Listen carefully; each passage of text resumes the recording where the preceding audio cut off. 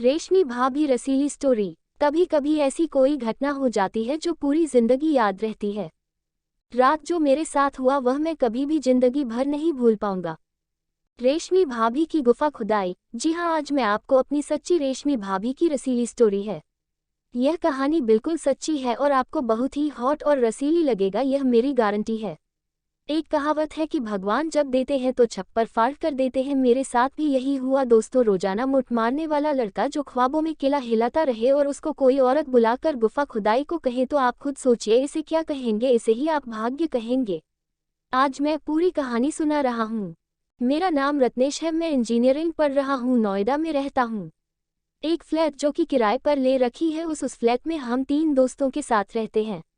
अभी दोनों घर गया हुआ है तो मैं अकेला था और रेशमी भाभी को यह बात पता था। रेशमी भाभी मेरे ही टावर में 17वें फ्लोर पर रहती है। बहुत ही हॉट और रसीली औरत है। अभी तक कोई बच्चा नहीं हुआ है, दिखने में ऐसी है दोस्तों की कोई भी देख ले अगर तो बिना मूंछ मारे नहीं रह सकता है। सच बताऊं तो मैंने कई रातें उनकी याद में अपने वीर्य को बाथरूम में गिराया है।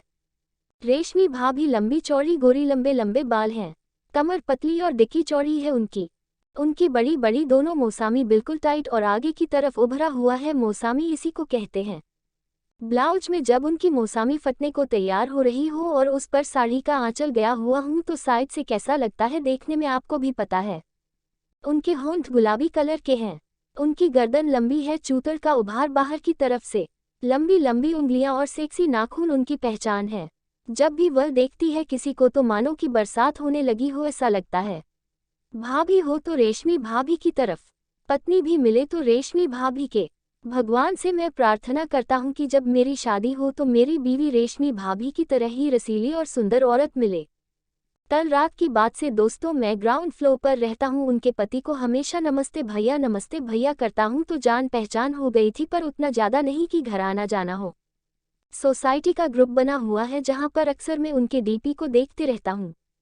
कल रात के करीब 9 बजे थे। मैं खाना पहले ही खा लिया था और कंप्यूटर पर काम कर रहा था। तभी मेरा फ़ोन रिंग होने लगा। जब मैं उठाया तो देखा कि व्हाट्सएप कॉल उठा। मैंने उठाया, उधर से बोली कि रत्नेश, मैं भाभी बोल रही हूँ। रेशमी भाभी पता है ना, ऊपर ही रहती हूँ मैं, 17th फ्लोर पर। मैंने कहा जी हाँ भाभी नमस्ते। उन्होंने कहा नमस्ते कहने की कोई ज़रूरत नहीं है, हेलो बोला करो। मैं थोड़ी बड़ी हूँ, तुम थोड़े छोटे हो। मैं नहीं चाहती कि तुम मुझे नमस्ते बोलो, मैं चाहती हूँ कि तुम दोस्त की तरह बात। एक ज़रूरी काम आ गया इसलिए मैं फ़ोन करी हूँ, क्या तुम 10 मिनट के लिए आ सकते हो?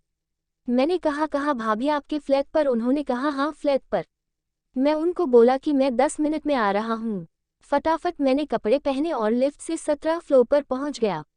बेल बजाया तो ऐसा लगा कि वह मेरा इंतजार कर रही थी। तुरंत ही दरवाज़ा खोल दो। अंदर दाखिल हुआ, उन्होंने दरवाज़ा बंद कर दिया। उन्होंने कहा बैठो सोफ़ा पर। मैं वहीं बैठ गया। मैंने कहा क्या बात है भाई, आपने मुझे याद किया?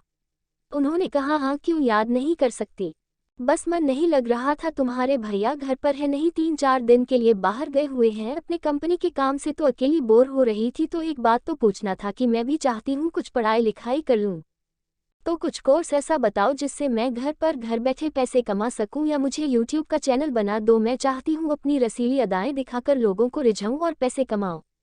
क्या यह सही रहेगा? उन्होंने ऐसा कहा।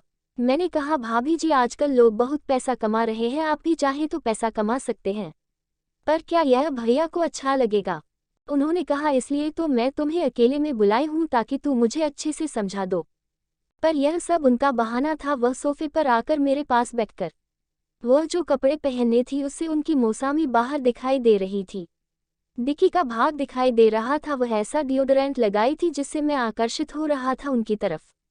धीरे धीरे करके वह अपनी कहानी कहने लगी और बोलने लगी कि मैं बहुत पढ़ी लिखी औरत हूँ, पर तुम्हारे भैया मुझे घर से बाहर भेजना नहीं चाहते। उनको डर लगता है कि कहीं मैं किसी के साथ पट न जाऊँ।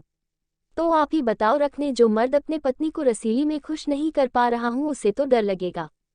इतना सुनते ही मेरा माथा ठनक गया दोस्तों। मैंने कहा आखिर वह ऐसा क्यों करते हैं? क्या उनका चक्कर तो किसी और औरत के साथ तो नहीं है? उन्होंने कहा नहीं, किसी और के साथ चक्कर नहीं है, उनमें कमजोरी की समस्या है, इस वजह से वह मुझे खुश नहीं कर पाते हैं। मेरी जिंदगी तो बर्बाद हो गई है रत्नेश जी। यह बात किसी और से कहा भी नहीं जाता, इसलिए मैं चुपचाप आजकल घर पर ही रहती हूँ। चिंता भी करती हूँ कि मेरा कोई बच्चा भी अभी तक नहीं हुआ और मेरे जितने भी सहेली थी उन सभी को बच्चे हो गए और सब लोग हमें पूछते हैं तो मैं क्या जवाब दूँ। मैं बहाने बनाते रहती हूँ। कभी प्लान नहीं कर रही हूँ ऊपर तो क्या बताऊँ, मैं प्लान करना चाह रही हूँ पर कुछ हो नहीं रहा। मेरा केला धीरे धीरे खड़ा होने लगा क्योंकि वह मेरे करीब आ गई थी। उनकी जांघ मेरी जांघ में सट रहा था। उन्होंने अपना हाथ मेरी जांघ पर रख दिया और मेरी तरफ वह देखने लगी। मैं उनकी तरफ जैसे ही देखा उन्होंने अपना हाथ मेरे गाल पर रख दिया और शहलाते हुए बोली, क्या आज आप मेरे साथ रहेंगे? आज मैं आपके साथ सोना चाहती हूँ। मैंने कहा, पर यह बात किसी और को पता चल गया तो? उन्होंने कहा, कैसे पता चलेगा किसी को? क्या आप बोलोगे या मैं बोलूँगी? तो फिर पता चलने का सवाल ही नहीं उठता। मेरी धड़कन तेज हो रही थी। वह बार बार अंगड़ाइयाँ ले रही थी। उनकी सांसें तेज तेज चलने लगी और उससे भी ज्यादा मेरी सांसें तेज तेज चलने लगे क्योंकि मैं पहली बार किसी औरत कितने करीब बैठा हुआ था, वह भी अकेले में, और रात को 9:30 बज गए थे।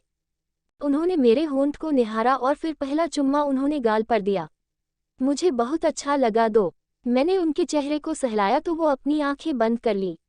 मैंने जैसे ही अपना हाथ उनकी मौसामी पर रखा उन्होंने कसके मेरे हाथ को ऊपर से पकड़ लिया और दबा दी। उनकी मौसामी नाइटी से बाहर निकलने को तैयार हो रही थी। उन्होंने मुझे अपनी तरफ खींचा और मेरे होंठ को चूमने लगे, किस करने लगी। मेरे गर्दन, मेरे होंठ, मेरे गाल को ऐसे वह चूम रही थी मानो वह बरसों से प्यासी हो। उनकी गदर आई जवानी को शायद कोई आज तक शांत नहीं किया था, ऐसा लग रहा था।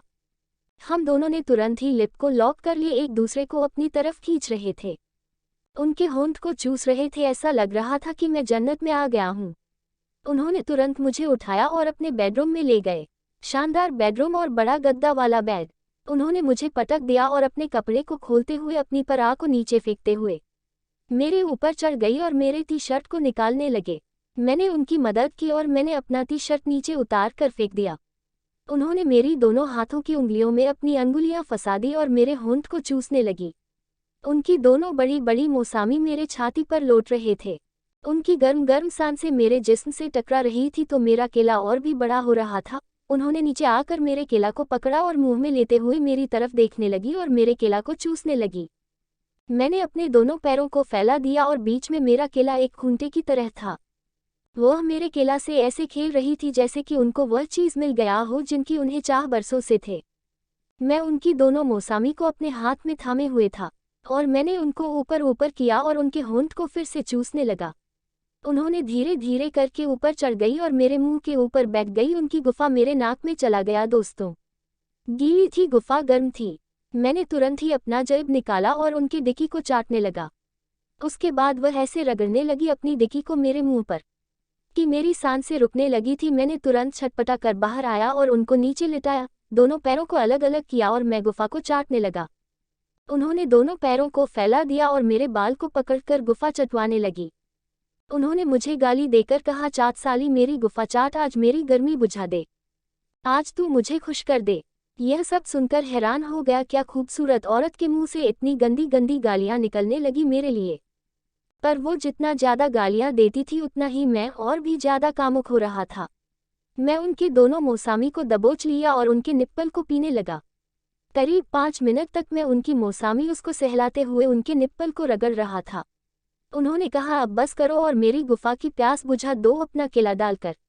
मैं भी वही किया। मैं तुरंत नीचे आ गया, दोनों टांगों को अपने कंधों पर लगाया और अपना मोटा केला उनकी गुफा पर रखकर कसके घुसा दिया। उसके बाद तो दोस्तों नीचे से ऐसे वह धक्के देने लगी कि क्या बताऊं।